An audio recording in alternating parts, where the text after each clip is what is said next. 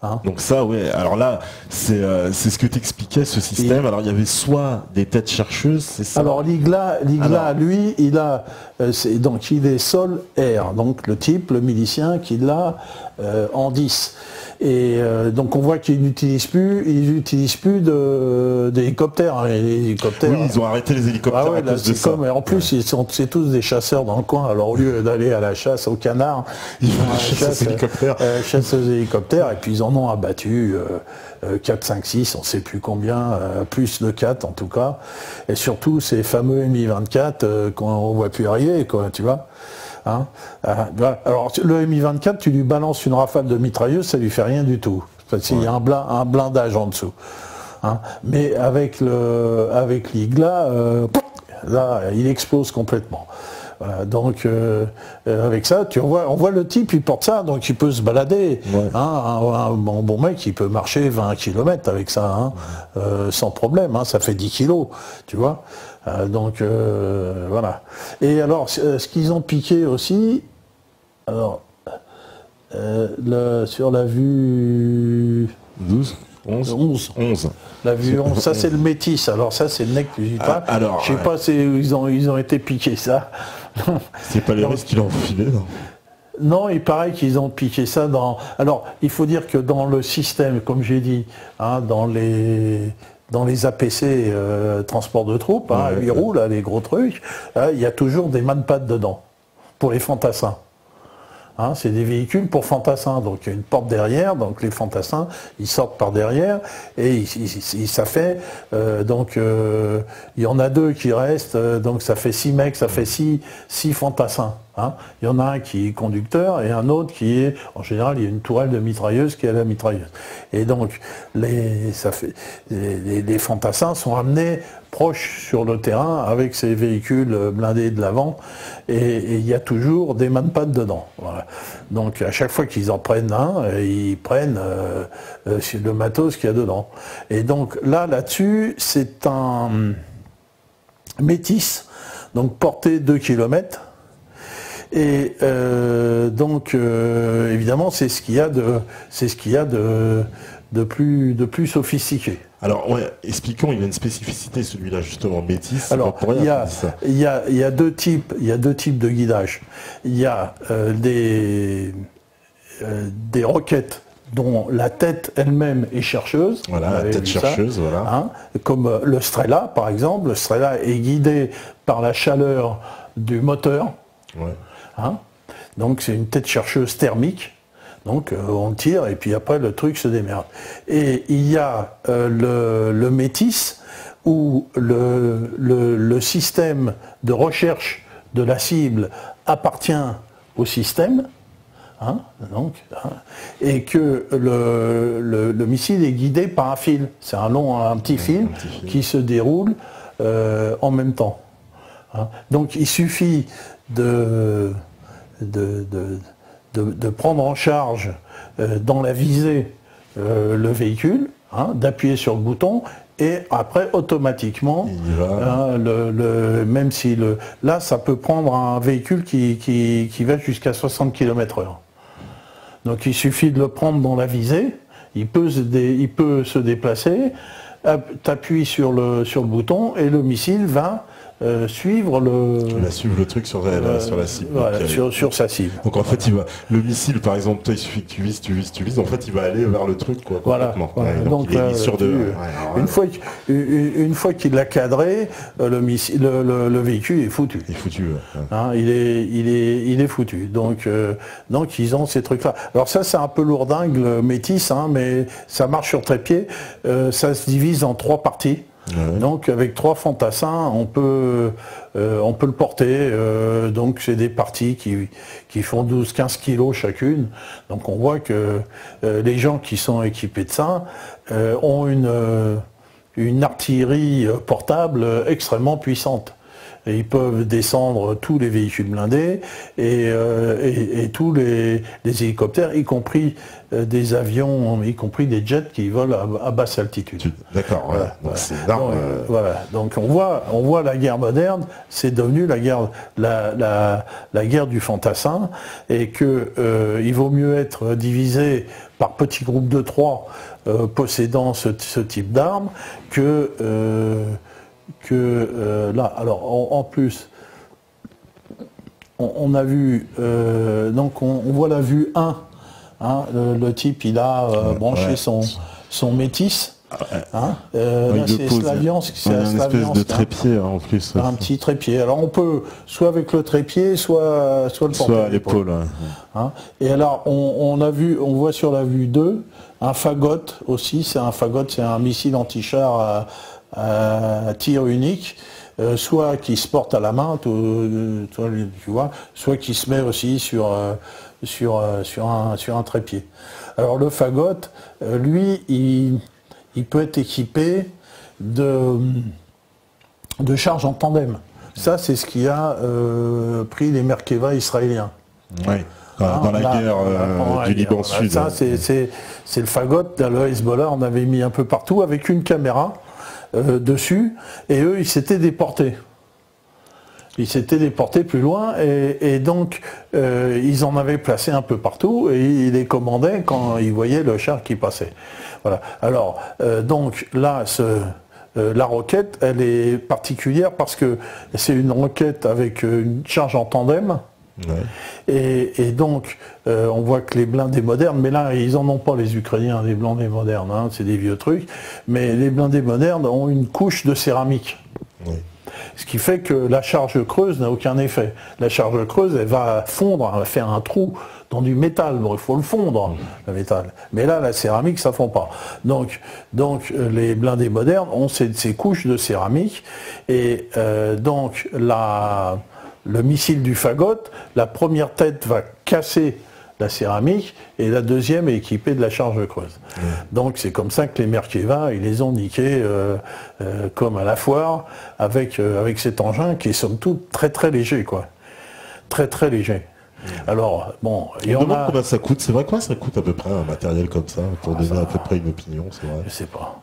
Un RPG-7, ça coûte rien, ça coûte même pas, ça devrait coûter 500 €, un truc comme ça. Ouais. Un truc comme ça, à mon avis, ça coûte plus de 10 000 €, un engin pareil. Hein. Alors, largement. Hein. D'accord. Largement, c'est quand même de la haute technologie.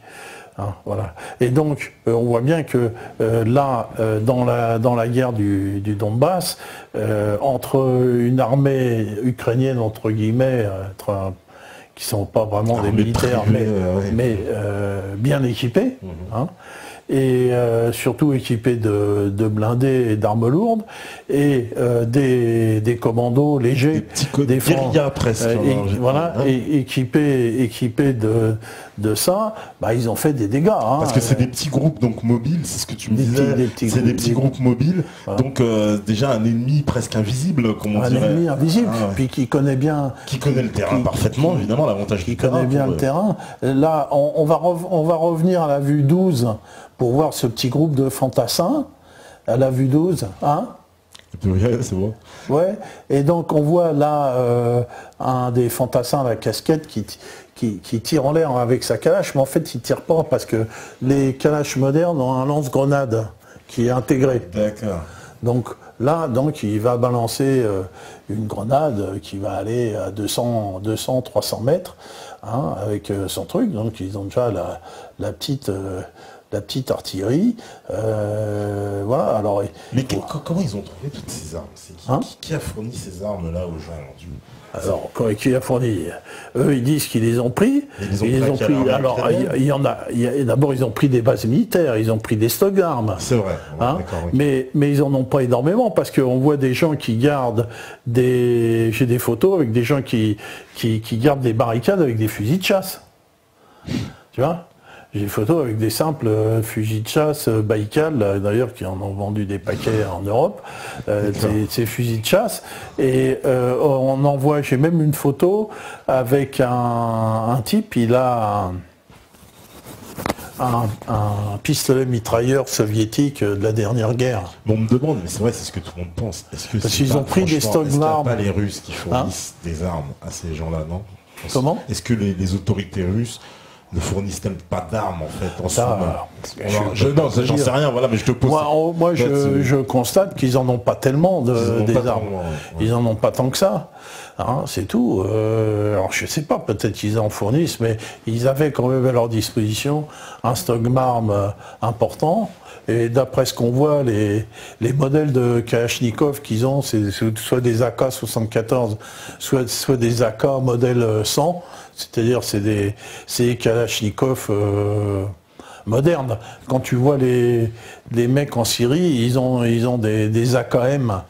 C'est-à-dire c'est des modèles qui ont été faits dans les années 50-60. Tandis qu'ils ont des modèles qui ont été faits dans les années 80.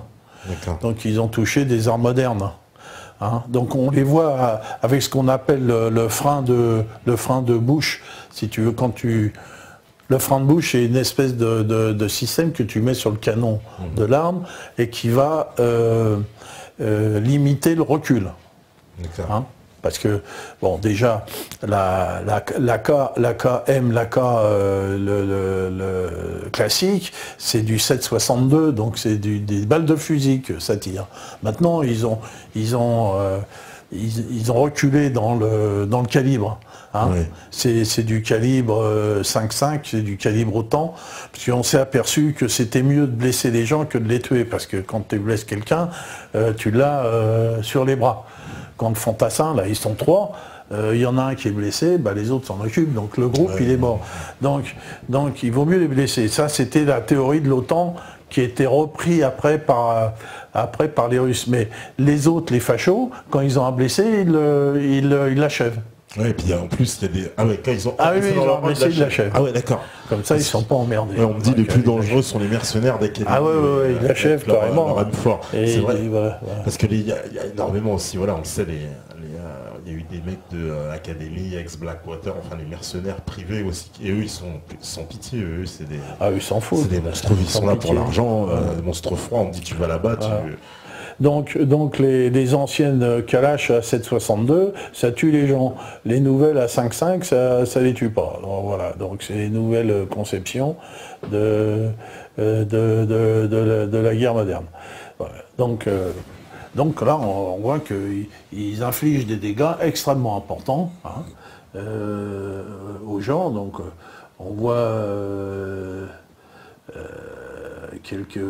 alors tu peux passer la vue 3 et la vue 4. Voilà. Hein, alors ça c'est les dégâts, ça. Voilà, on voit un tank. BTR 80, voilà, un tank complètement. Non, ah oui, pas un tank, transport de troupes, mais ça ressemble, hein, c'est un peu trop peur, mais c'est pas des tanks, c'est un transport de troupes. Alors là-dedans, il y a 8 bonhommes, ça fait 8 morts, hein, quasiment, quoi. Donc celui-là, il a reçu une charge creuse, il a explosé d'un seul coup. Ah bah il nous a fait de l'alchimie, là, mec. Hein, alors, voilà. Donc on voit donc les mercenaires de la garde nationale ont des BTR 80 modernes. Hein, à 8 roues, tandis que l'armée ukrainienne, eux, ce qu'ils ont, c'est des APC. Ah, c'est ce qu'on voit en vue 5. Ah oui, alors ça, c'est en vue 5, c'est un APC. C'est un transport de troupes qui a été conçu dans les années 50. Mais alors, regarde, les derniers, il y a quelque chose que je comprends pas. En 72. Ces transports de troupes-là de l'armée ukrainienne, ils ont été réquisitionnés, donc et on les a filés à ces nouveaux, là, cette nouvelle armée, en fait, c'est ça? Parce que ils étaient là déjà, tu me dis, voilà, que c'est des trucs des années 50. Ah bah oui, ils ont pris des stocks d'armes, les stocks d'armes, il y en a partout. Il y en a partout, oui, c'est ce qu'on me dit. On me donne aussi des nouvelles, on dit qu'il y a eu des stocks d'armes dévalisés, etc. Il y a des champs complets de blindés. Ils en fabriquaient en plus. En plus, ils fabriquaient, oui. Bah ouais, ils en fabriquaient. Tu l'expliquais que c'est eux qui fabriquaient des armes. L'industrie d'armement était en Ukraine. Bah oui, exactement. Oui, donc, alors, même ils avaient des commandes importantes pour les pays africains de blindés, mais au lieu de les fabriquer ben, ils prenaient des blindés rouillés qui dérouillaient, puis ils prenaient tu vois, des pièces d'autres et puis ils en refabriquaient. Tu vois, hein, comme ça, à faible coût. Hein. Et donc, de ces APC, alors le petit là, de la Vue 5, en fait, c'est un engin qui est petit, qui était conçu pour être aéroporté. C'est un engin de reconnaissance. Ouais, ils en ont des quantités incroyables, un engin de reconnaissance amphibie pour les forces aéroportées. Donc, alors il y en a qui comportent soit un canon, soit une mitrailleuse, soit un obusier, un mortier. Sur le même, et tu as toujours le même nombre de fantassins qui sont à l'intérieur ou alors qui sont perchés dessus. Ouais. Mais il y a que chez les Russes qu'on met des fantassins sur les blindés, parce que tu mets une rafale de mitrailleuse, tu dézingues tout le monde. Donc c'est complètement aberrant. Dans les armées occidentales, on ne fait pas chevaucher des gens sur les blindés, il n'y a que des Russes pour faire ça. Voilà. Donc ça, c'est un engin complètement obsolète d'ailleurs. D'ailleurs, oui, on me demande une question, c'est vrai, sur les désertions dans l'armée, ça c'est quelque chose qu'on parlait. Ils n'arrivent pas en fait à mobiliser à l'intérieur de l'armée, c'est pour ça qu'ils sont obligés de fonder ces éléments. Prendre des gens qui sont incompétents, qui ne savent pas se battre et qui se font dégommer comme à la foire, hein, quasiment par les pépères, quoi. Des pépères, tu vois, le type qui commande l'armée de Slaviansk, c'est un ancien qui a fait la guerre soviétique d'Afghanistan, tu vois, bon. Et puis tous ces gens-là, ils ont fait leur service militaire. Le service militaire en Ukraine a été supprimé il n'y a pas longtemps, ils viennent de le remettre. Donc tous ces gens, ils savent se servir d'une arme. Oui, alors c'est ce qu'on me dit. On me dit, c'est vrai que il y a beaucoup de gens, ils ont dit, on a du mal à croire qu'il n'y ait pas les Russes derrière. Voilà, comme dit Alex, c'est vrai, pour former, ne serait-ce que pour former, quoi. Et comme il dit, c'est vrai. Bah, attends, ça n'a pas été évident, toujours, ce genre de truc. Il peut y avoir quelques... J'en sais rien. Ouais, c'est peut-être oui, peut-être non. Oui. Chacun pense ce qu'il veut. Mais c'est vrai que c'est peu probable qu'il n'y en ait pas quand même. C'est peu probable qu'on n'ait pas, mais sur les vues, tu n'en vois jamais. Tu vois toujours des pépères. Mais aussi, je voulais un peu parler de cette guerre populaire, si tu veux, du fait que voilà des gens qui savent se servir d'une arme. Bon. Moi, je sais me servir d'une arme. J'ai fait mon service militaire. On m'a appris à me servir d'une arme. Ouais. Donc maintenant, je ne sais pas si tu as fait ton service militaire. Non. Tu n'as pas fait ton service militaire. Ah. Moi, j'étais un soldat exemplaire, j'ai fait une mission en Afrique, et donc tous les gens de ma génération savaient se servir d'une arme. Ouais. Voilà. Ben maintenant, c'est terminé, il n'y a plus de service militaire. Je te montre une calache, il va faire il va même pas la prendre. Donc, si tu veux, il y a le problème de la guerre et la morale de la guerre. Hein, je voulais en dire quand même quelques mots. Est-ce que on va dire la guerre c'est dégueulasse? On peut dire la guerre c'est dégueulasse. Une arme à feu, c'est quelque chose qui doit tuer, je ne vais pas la toucher parce que c'est dégueulasse. Ou est-ce qu'il y a un moment, les pépères de 50 balais, ils ne se doivent pas de prendre les armes pour défendre leur univers, leur patrie, leur maison, leur langue, leur culture. Si tu veux, la guerre, elle existe depuis que l'homme existe, et que dans les guerres, il y a toujours un agresseur et un agressé, il y a toujours un envahisseur et un type qui se défend, et il y a quand même le droit à la défense, on a le droit de se défendre, et on a le droit de porter les armes, et même on a le devoir de porter les armes au bout d'un moment. Ouais.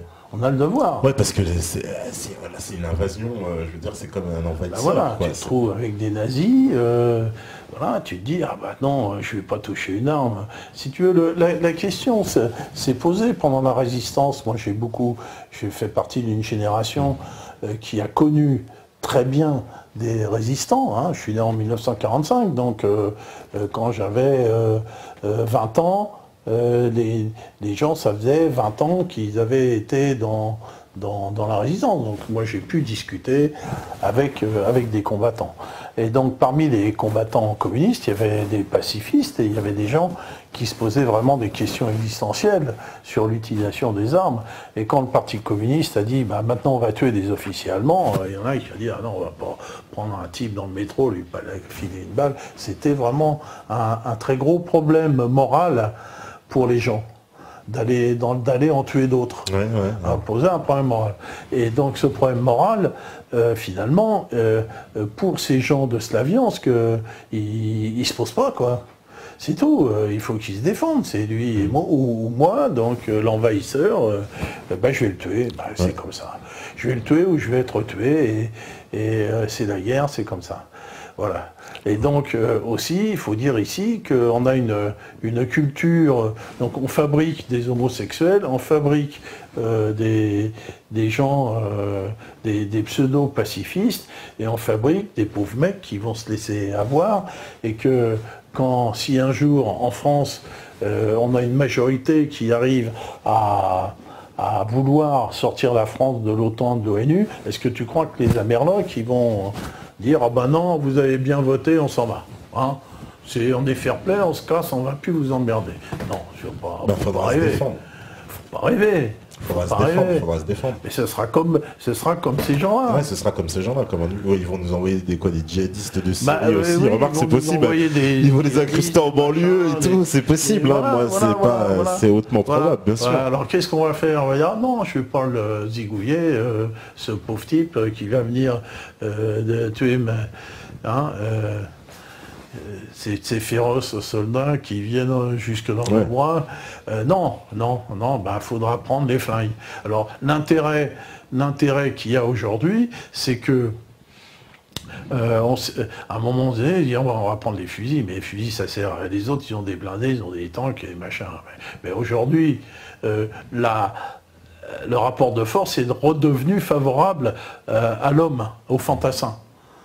Hein, c'est-à-dire que ce fameux groupe de mecs dont on porte un tube lance-roquette et puis ces groupes extrêmement mobiles, eh bien ces groupes sont très efficaces. Alors il y a aussi le sniper, parce que dans la guerre moderne, la guerre moderne, d'ailleurs la fin de la guerre avec l'URSS, donc on a vu nombre de ces snipers dont Jean-Jacques Hano a fait un film, Stalingrad.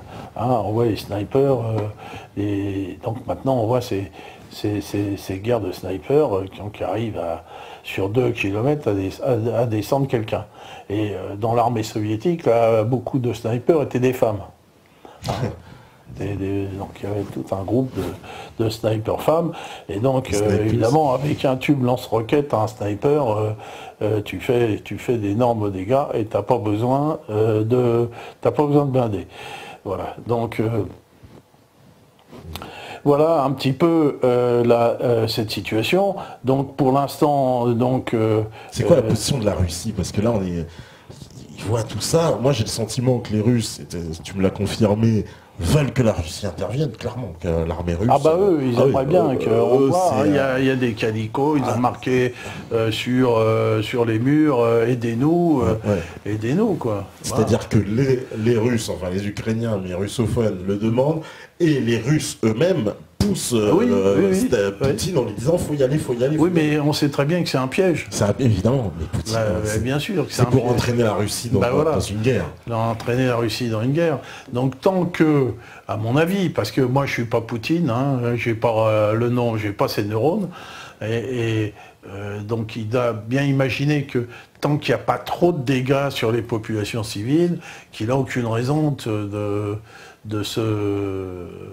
d'envahir. Parce que la stratégie, si j'ose dire, poutinienne, tu me dis si je me trompe, mais moi, comment je vois la chose, j'ai l'impression que justement, évidemment, il a intérêt à ne pas intervenir pour ne pas se faire entraîner dans un conflit, et quelque part, les gens, j'ai envie de dire, cette population russophone, elle lui est tellement acquise qu'elle va revenir dans la Russie, à terme, en fait. Eux, ce qu'ils veulent, ils veulent devenir russes, c'est clair. Ouais. Ils veulent devenir russes. Ils s'en foutent de l'autonomie de la République du Donetsk. Ils s'en foutent. Ils veulent rentrer, évidemment, ils veulent rentrer dans la Russie, dans la fédération de Voilà. Russie, quoi. Voilà. Il y a le problème de la Transnistrie aussi, hein, qu'on avait beaucoup évoqué, qui eux aussi. Donc, c'est-à-dire qu'en face, c'est qu'ils veulent organiser le chaos de façon à ce que les gens aient peur et finalement soient paralysés dans leur Paralysés par la peur. Paralysés par la peur. Et parce qu'en vérité, sinon, l'avantage est côté russe, puisque les gens, démocratiquement, ils vont basculer du côté russe, puisqu'à chaque fois, il va s'organiser des référendums, etc. Comme en Crimée, en fait, l'exemple de la Crimée, quoi. La tâche de Crimée, quoi, qui va. Absolument. Donc, on cherche à impliquer les Russes là-dedans. Et puis, pour l'instant, c'est vrai que ça file, c'est un petit peu dégueulasse de voir ces gens isolés, mais enfin, ils ont l'air de quand même de pas mal se démerder.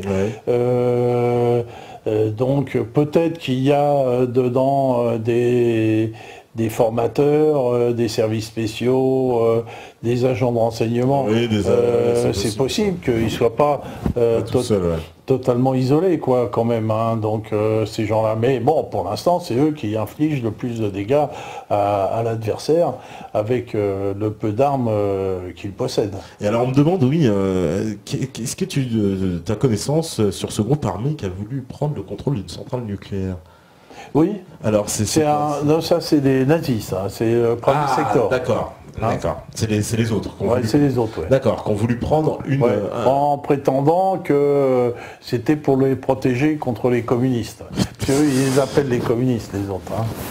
Voilà. Mais bon, je sais pas ce qu'il leur a pris, c'est curieux. Voilà.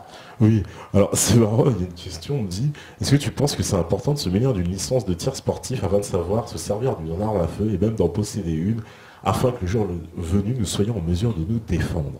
Parce que c'est une question intelligente ce qu'il dit. Oui, moi c'est mon cas, ça m'arrive d'aller m'entraîner, je veux démonter une calache, la remonter, un pistolet, tout, oui, bien sûr. Ouais, toi tu penses que c'est important, hein, bien sûr. Bon, voilà. Alors on me demande aussi, oui c'est vrai, est-ce que l'élection du 25 mai, ce sera toujours possible, soi-disant? Comment? L'élection du 25 mai qui est prévue. Les élections du 25 mai, déjà, elles n'auront pas lieu déjà en Crimée, donc c'est clair. Elles n'auront pas lieu dans le Donbass, hein, dans le Donetsk et le Lugansk. Hein.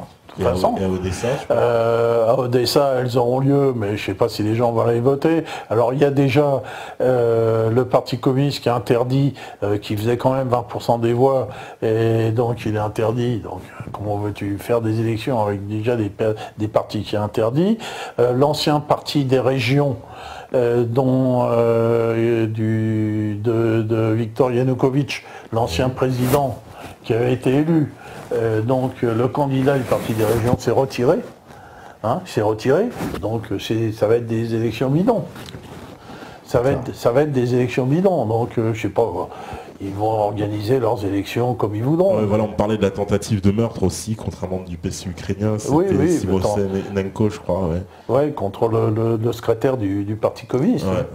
Voilà, donc là on a vraiment un régime de nazis. Mais en peu de temps, je trouve qu'ils ont montré leur visage comme ça. Et que... il faut dire quand même les néo-nazis représentaient aussi 20% des élections et une bonne part dans l'ouest du pays. Ils sont quand même puissants, ces néo-nazis. Oui, c'est ce que je vois, il y a quand même une partie de la population qui les soutient. C'est quoi alors? Il faut qu'on leur donne l'indépendance à ceux qui veulent rester avec ce régime-là et les autres rejoignent la Russie. D'ailleurs, on me le dit, c'est quoi un peu toi, ton pronostic? Les gens de l'Est de la Russie, c'est clair, ils veulent être russes. Alors, ils veulent bien passer par une phase d'indépendance, mais eux, ils veulent être russes. Excuse-moi, tu pourrais vérifier que ton micro est toujours bien, parce que j'ai des frottements tout le temps. Ah oui, il est tombé. Il est tombé. Attends, je vais te le remettre. Comme ça. Et voilà. Hop, voilà. Comme ça, il était tombé. Voilà, donc eux, ils veulent être russes, donc voilà, c'est tout. Oui, voilà, eux, ils veulent être... Poutine comme chef, voilà, ils veulent être russes. Alors, cette histoire de république indépendante, à mon avis, c'est qu'une phase politique qui est intermédiaire. Ouais. Alors c'est marrant, il y a une autre question aussi. On me dit, est-ce que tu as entendu parler de Zido Banderoshi, les juifs de l'extrême droite dénoncés par les médias russes Est-ce que les Russes jouent beaucoup sur ce point ou c'est de la propagande? De quoi? Des Zido Banderossi. Ce sont des juifs de l'extrême droite. Justement, c'est les gens dont tu parles, je pense, dénoncés par les médias russes.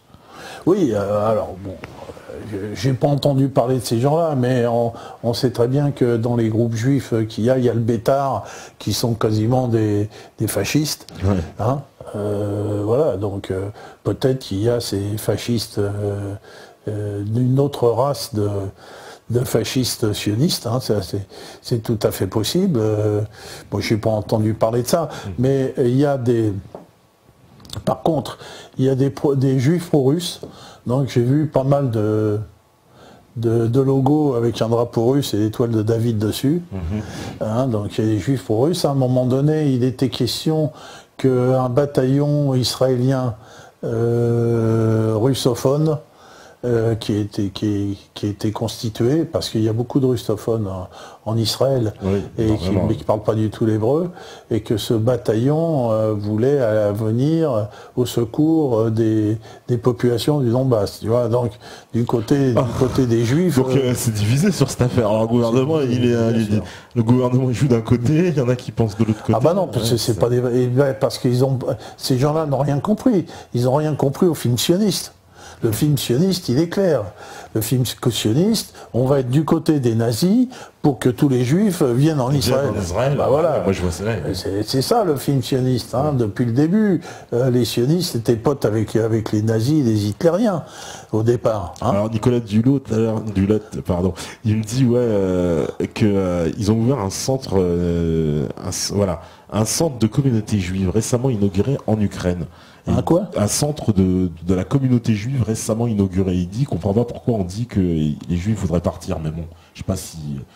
Alors là, on a parlé des juifs d'Odessa qui ont été extrêmement traumatisés par cette affaire-là, et donc on a parlé qu'ils voulaient partir. Parce qu'il faut rappeler qu'il y a une grosse communauté juive en Ukraine. Alors dans le temps, hein, il y en avait énormément de juifs dans toute cette partie-là. Moi, mon grand-père n'était pas d'Ukraine, mais de Lituanie. Hein, voilà, l'Ukraine, la Pologne, la Lituanie. Donc c'est l'emplacement des juifs ashkénazes. Oui. Ashkénazes qui parlaient l'allemand, le yiddish et l'allemand. Mon grand-père et ma grand-mère s'engueulaient. C'est comme ça que je connais la langue, parce qu'ils s'engueulaient en yiddish. Hein. Je ne comprenais pas. Mais après, comme j'ai fait beaucoup d'allemand, donc je finissais par comprendre. C'est de l'allemand à peine déformé. Et donc, et c'est le Yiddishland dont fait partie l'Ukraine, surtout l'ouest de l'Ukraine. Donc c'est des gens qui ont eu à souffrir de l'Holocauste. Et en Ukraine, il y a eu ce qu'on appelle l'Holocauste par balle. C'est-à-dire que c'est les premiers juifs qu'on a massacrés. Donc on faisait une fosse, les nazis faisaient une fosse, mettaient les gens, les femmes, les enfants au bord de la fosse, et leur mettaient une balle dans la tête, tu vois, chacun, paf, paf, puis ils tombaient dans la fosse. Donc c'est en Ukraine que ça a commencé. Donc la communauté juive d'Ukraine a énormément souffert. Hein, juifs et orthodoxes, puisque les nazis et les bandéristes sont catholiques, ils ont détruit un très gros patrimoine architectural orthodoxe qu'il y avait en Ukraine. Ça a été vraiment un désastre. Ils font ça partout, ils avaient fait ça au Kosovo aussi. Ah, partout. Ils ont fait ça en Syrie, etc. Ils font ça partout, à chaque fois. Ils détruisent le patrimoine culturel du pays, comme si on voudrait effacer les racines, effacer le passé, quoi. Tout à fait. Alors, on me dit, alors ça, évidemment, regarde, ça c'est la question, évidemment, c'est ce qu'on discutait. Est-ce que les USA et Israël ne veulent-ils pas déclencher une troisième guerre mondiale? Voilà. Alors, on en a parlé de ça. Alors, moi, je dirais que les militaires états-uniens feront tout pour éviter une guerre nucléaire. C'est-à-dire que les militaires sont des gens sérieux, qui savent très bien que donnerait une guerre nucléaire, et ils feront tout pour l'éviter.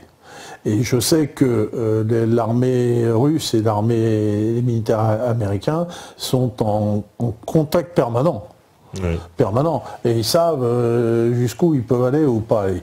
Maintenant, les politiques sont des fous furieux et que ces gens-là ne vont pas hésiter à mettre le monde à feu et à sang.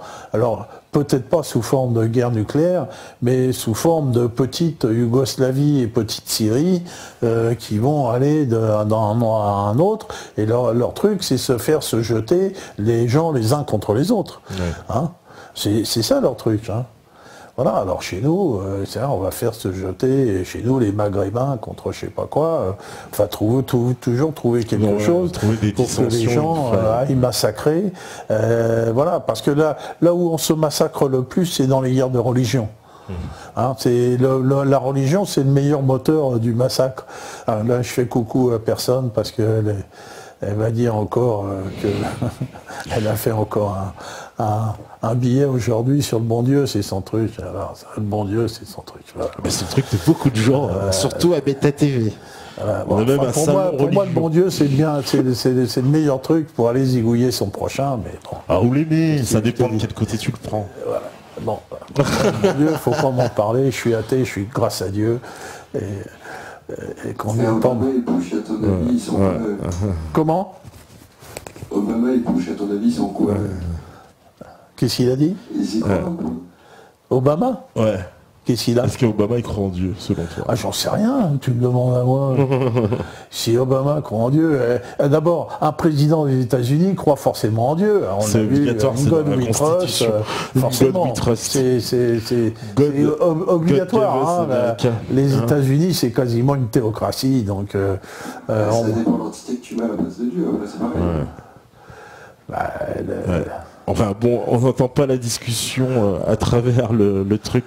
Ouais. Alors est-ce qu'on me dit simplement le moteur jeter des religions les unes contre les autres pour l'impérialisme, c'est le bon truc. Il a fait ça en Yougoslavie, en Syrie, et utiliser la religion, parce qu'en Syrie on a utilisé des musulmans contre des musulmans. Hein.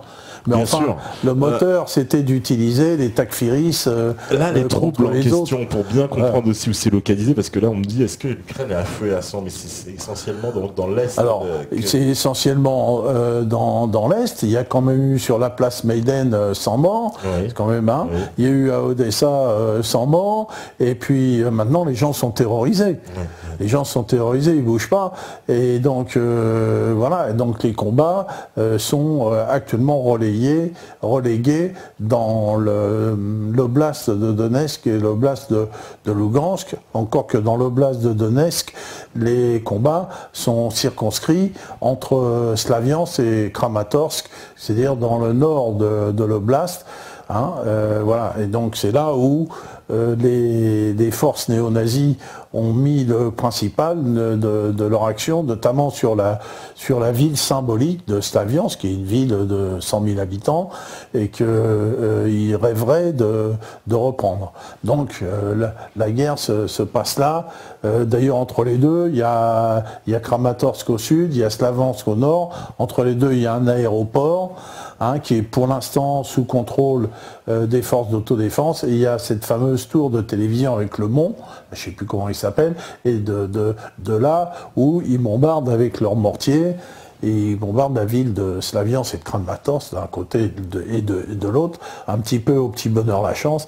D'ailleurs, ils ont détruit hier des canalisations d'eau, qui ont laissé les gens de Kramatorsk sans eau. Ils ont détruit des conduites de gaz.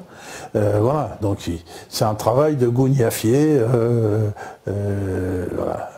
Oui. De terroristes, et donc en général ils commencent les combats vers 8h du soir, donc ils doivent commencer, j'ai regardé mon Twitter, et puis ils les terminent vers 3-4 heures du matin ou au petit matin, donc en général c'est la nuit qu'on se bat, quoi. Oui, hein, d'accord. Voilà. Ou alors, c'est les commandos de Slaviansk, hein, qui vont aller attaquer les positions des gens des milices de l'Ukraine, quoi. Voilà. Eh ben, une situation en tout cas tous les soirs il y a des tirs à suivre. Ouais. Voilà. Et puis je ne sais pas si on peut en parler, donc on va suivre ça de très près ou non. Alors bon, il est vrai qu'il y a des jeunes qui veulent aller là-bas. Donc je ne vais pas donner des détails là-dessus. C'est une jeunesse quand même qui est assez surprenante parce qu'on m'a contacté pour trouver des contacts là-bas. Moi j'ai fourni des contacts, je me suis contenté de ça. Donc des jeunes qui veulent aller aider les gens de Slaviansk. Donc d'ailleurs je dis, s'il y a des compétences quelque part qui peuvent servir aux gens de Slaviansk dans tous les domaines, qu'ils prennent contact avec moi. Hein, c'est des gens qui n'ont pas peur, évidemment, des situations conflictuelles comme ça. Bon, c'est les brigades internationales. Là-bas, nous, à Meta TV, on fera un plaisir de les suivre. On est revenu en 36, la guerre d'Espagne, c'est énorme. Non, mais c'est vrai que ça fait penser à cette situation un peu de la guerre d'Espagne. Écoute, moi je pense qu'il va falloir créer une union anti-impérialiste internationale. Je crois qu'il va falloir les faire. C'était une idée des Serbes à un moment donné qui voulaient combattre en Syrie à côté de l'armée nationale. Donc ça s'est pas fait. Eux, ils veulent aussi maintenant aller en Ukraine. Donc, si tu veux, les Noirs, les forces noires ont d'ailleurs essayent de recruter. Il y a un Pravi Sector France, dans lequel ils recrutent des gens de extrême droite. Néo-nazis pour aller combattre, parce qu'ils vont ramasser tous les néo-nazis d'Europe pour aller combattre là-bas. Ils vont faire l'office, faire une espèce de djihad. Avec quand même le problème, c'est que dans la mouvance nationaliste, il y a beaucoup plus de pro-russes que d'anti-russes. Donc la mouvance nationaliste, c'est pro-russe à peu près aux 3/4. Donc là, ils vont plutôt prendre des gens qui vont aller combattre de l'autre côté. Des étrangers comme ils font un peu partout en fait. Voilà, du côté de Slaviansk. Bon voilà. Donc on va suivre cette affaire de ces volontaires de près à Meta TV et on va pouvoir, il y a les flics qui sont là, mais les flics ils seront de toute façon. Ils sont déjà sur le chat. Pouvoir guider les compétences aux bons endroits. Moi j'ai la filière là maintenant. Et donc, si des gens qui peuvent, des médecins, des infirmiers, tout ce qu'on veut. Oui, il n'y a pas que des soldats, parce qu'on me dit, ils recrutent des soldats. Non, je recrute surtout pas de soldats, je recrute des gens dans l'humanitaire. Au Blackwater. Dans l'humanitaire, voilà, des journalistes, pour aller là-bas et montrer que les Français se préoccupent de ça, parce que j'ai lu un article en disant que l'Ukraine c'est notre avenir. C'est pas faux. L'Ukraine c'est notre avenir, donc faut pas laisser ces pauvres gens les laisser dans la merde. Déjà leur montrer que on les connaît. Je sais qu'il y en a qui nous regardent, parce que il y en a qui m'ont demandé, oui mais l'émission c'est quoi, donc j'ai envoyé le contact là-bas. Il y a quelques francophones, et même s'ils comprennent pas, donc ils voient, j'ai le ruban de Saint-Georges, qu'on a parlé de ça, ils ont vu les images, on a parlé d'eux, on a montré leur ville, voilà, et que nous on est solidaires, voilà, si on peut. Moi si j'avais quelques années de moins, j'irais bien là-bas pour les aider. Voilà. Bon voilà.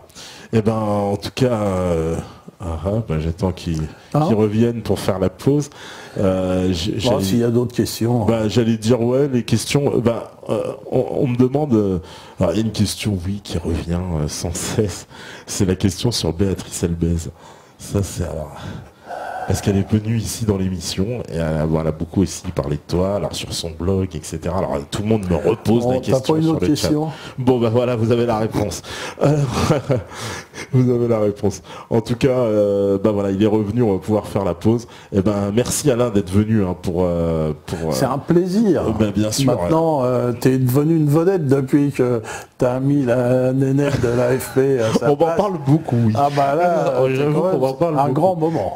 Un grand moment. C'est un grand moment. Alors là, il y en a plein qui ont apprécié. J'espère que tu as fait le buzz. Il y en a plein qui ont apprécié. Ah oui, ben moi j'ai apprécié. Beaucoup de messages. J'ai beaucoup apprécié. Eh ben merci beaucoup. Eh ben voilà, ce petit débrief sur l'Ukraine, ça faisait du bien parce qu'en plus situation sous haute tension, donc de toute façon on en reparlera. On voit bien que c'est un sujet. Et puis vous pouvez aller sur le Facebook d'Alain, sur son blog. Il y a des nouvelles constamment concernant l'Ukraine. Là, on va faire une petite pause, puis on revient pour le débrief à froid. Voilà. Donc, à tout de suite. Restez connectés. À fou la régie. Yes.